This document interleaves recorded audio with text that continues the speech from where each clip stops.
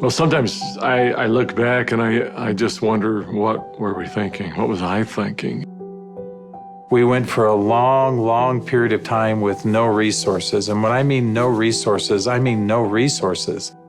People told us we were crazy to go all in.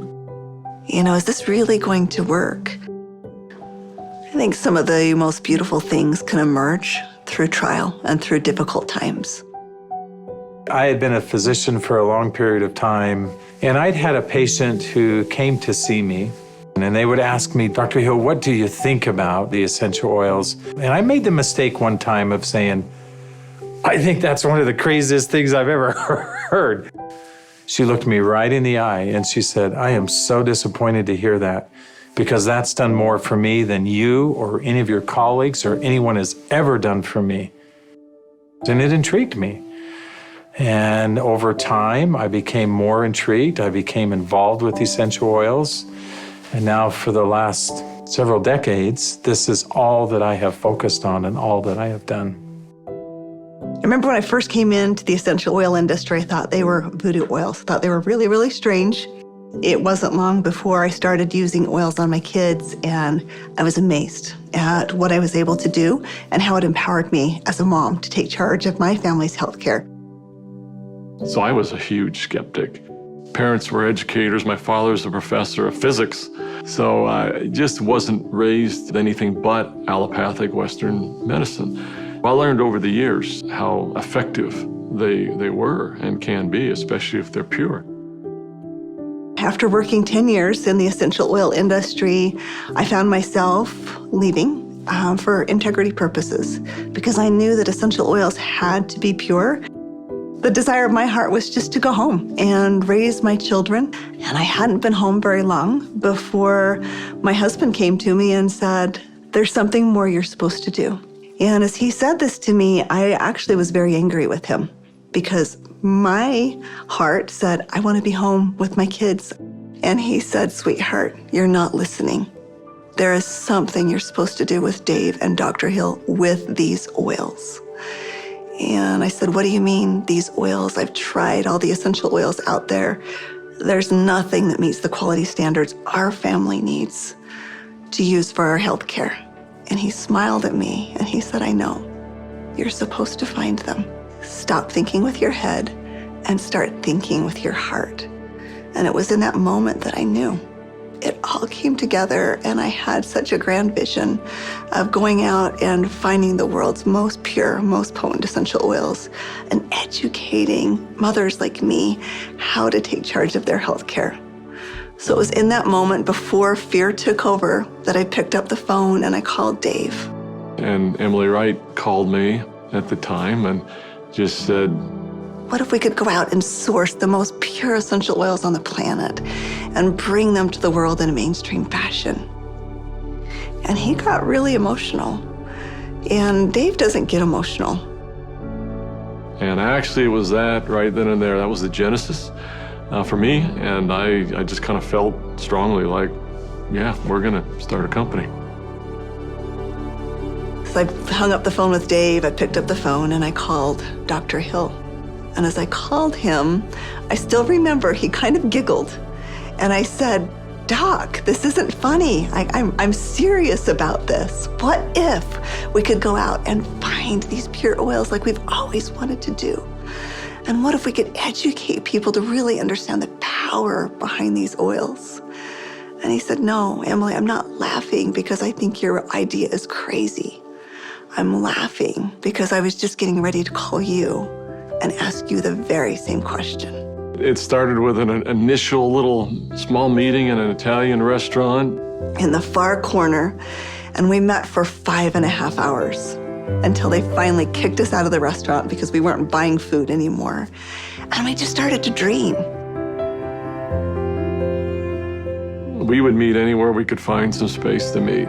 And it was in some strange places. Of course, the basement of the Normal Library was one. We got too rambunctious and they finally kicked us out of the library. Sometimes it was in the basement of our homes. I remember not telling my kids, that I was unemployed and starting a new thing, but the dad was working on a project in the basement. As I did the business plan, I started to realize that this was going to be big. I just knew that with such a good team and product that had changed our lives, we felt like this was going to be significant. So as we began in the spring of 2008, that's when we had a massive falling out with the housing market in the United States. And there was a lot of panic and a lot of fear. We looked at starting this company. The first thing you think is, I got to raise money. I've got to get capital. And we set out to do that initially. And actually ended up, the four of us, back in New York City, visiting with some very high-profile people. And as we gathered together that next morning at that conference table, and we've got, all of these Manhattan-style managers that are meeting with us, and they quizzed us for hours. Finally, at the end of the day, they looked at us and they said, "We believe that your business model is going to work. We believe that you will be successful, and we want to fund your venture. We'll give you $5 million. And we all, of course, felt extremely elated. They were willing to fund the company, but of course they were interested in 51% and control. And I just remember the feeling we had as we walked away from that conference table. And the four of us found ourselves in front of the Statue of Liberty. And I remember looking across the water. Almost as if on cue, as I recall, we all just grew somewhat silent. And as we looked out over the water, and I looked at the Statue of Liberty, what rung true to me is we're doing this to give people freedom. And if we take their money, we can't make people free. And we can't make this dream that we have a reality, because they'll never allow us to bring the quality of essential oils that we know we have to light. Because they'll be looking for an exit strategy, they'll be looking for a return on their investment, and that can't be part of the equation. I remember standing right next to Dave Sterling, and Dave looked at me, and in kind of a somewhat shocking way, he asked me, "How much money do you have, Doc?" And I said, I don't know. And he said, "How much can you pull together?" And I said, "I don't know." And he asked each one of us in succession, and before we left the park that afternoon, we had made the decision that we were unable to take any resources from anybody, and instead, we would all leverage everything we have. We took the equity out of our homes, we cashed out 401ks, we liquidated everything we owned in order for this dream to come to fruition. And so as I expressed this to my wife, I remember very clearly, she just looked at me and said, "Well, I trust you. You'll take care of us, and we'll be fine." And we had family members even come to us to say, "You're foolish.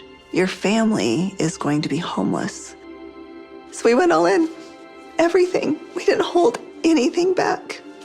We thought it would be for just a couple of months that we went without any income, but it was 13 months. Those final months, we're eating almonds and yogurt and telling our kids they can't go to dance practice and they can't play sports because we don't have enough money. But having that belief that it was all going to be worth it. And I remember a day that we had $5,000 left in our account. $5,000 because we had just put together this big oil order. And we didn't know how we were going to make payroll. We didn't know how we were going to make commissions. And just to see how doors open every single time, as long as we continued to step forward, that doors open. People ask me sometimes, how are you guys able to do what you did? And, but everybody rolled their sleeves up and we did every job. We did this job, this job, this job. I was supposed to go out and find these precious oils. So as I started calling people, every single person would say, "Of course, our oils are 100% pure." And that's when I realized almost all essential oils that are sold out there are sold through brokers. These brokers were very smart people, often having very sophisticated labs. And the oils were almost always changed. Most were not pure. Most were synthetically created. I had probably 100+ different samples that had been sent to my home. And every time we would meet, Dave, Dr. Hill would say, Emily, have you found the oils yet? I'd have to say, not yet. Like, are we going down the right path? Is this really what we're supposed to do? And I remember one beautiful day, I opened up my doorstep and 5 oils showed up all in the same day. It was frankincense, lavender, tea tree, lemon, and peppermint. As I smelled these bottles, I called up Dave and I called up Dr. Hill and I said, I found the oils.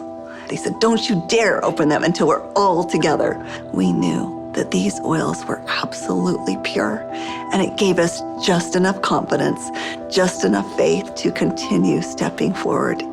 I remember that first discussion we had. We talked about the culture of the company. What type of soul do we want doTERRA to have? And we realized that these oils are experiential. And we realized it had to be a person-to-person model. We had to bring people together. We've got to have a culture of giving back. We have to have a culture of caring. Locking arms with the people who are putting the seeds in the ground, who are harvesting these products. It's making sure that their needs are met. As I look back on it today with doTERRA, it's overwhelming to me to see the impact it is around the world. There was a lot of sacrifice, but again, those are days we look back on, with some pride. Sacrifice is a really important piece in setting the foundation. Today, we've empowered nearly 8 million families all around the globe. We're now filling 315,000 bottles of oil every single day. And just to think about it on that scale just warms my heart, knowing that every single bottle is changing somebody's life on both sides of the bottle. I think this work has such purpose. It's like, how can we stop? We have single-handedly changed the acceptance of essential oils in science and in medicine. We are so committed to this work. We are so humbled to be stewards of what nature has created so perfectly for us. And we're so grateful for all of our amazing employees, for all of our amazing wellness advocates, for all of our amazing customers all around the world. We haven't changed in our mission. We haven't changed in our purpose. We're still true to those things that very early on were important. If doing the right thing was important then, doing the right thing is important now. If helping and giving service to other people was important then, it's important now. If sourcing oils differently and doing what had not been done before was important then, it's important now. We feel like, as crazy as it sounds, we're still just beginning.